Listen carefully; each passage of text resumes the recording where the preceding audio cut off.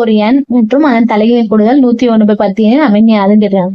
ஒரு எண் நமக்கு தெரியாது, அது வந்து எக்ஸ்னு வச்சுக்கோம். அதன் தலைகீழ்னா எக்ஸ் தலைகீழா போட்டா 1/x. இதனை கூட்டினா 110/10 வருதான். 101/10.